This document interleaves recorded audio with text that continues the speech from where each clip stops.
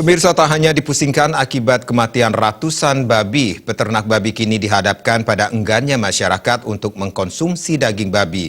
Terbukti Hari Raya Galungan yang semestinya menjadi puncak penjualan ternak babi justru sepi pembeli. Seperti yang dialami salah seorang peternak babi Kadek Atyada di Jalan Hayamuruk, Denpasar. Raut wajah sedih, peternak babi asal Nusa Penida Kelungkung ini menunjukkan kandangnya yang masih dipenuhi puluhan babi siap potong.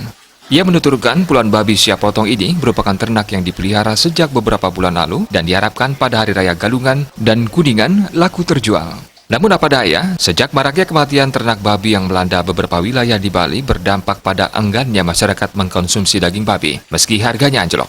Selain rugi total, Adyanda mengakui menjadi putus asa untuk menekuni profesi yang telah digelutinya sejak 7 tahun lalu. Sekarang harganya menurun, sekarang harga babinya anjlok sekarang harganya. Apalagi babi-babi guling itu sekarang anjlok harganya sekarang. Kalau Galungan sekarang itu udah anjlok harganya, benar-benar anjlok. Terus penjualannya sendiri ada yang beli? Nggak ada ya sekarang.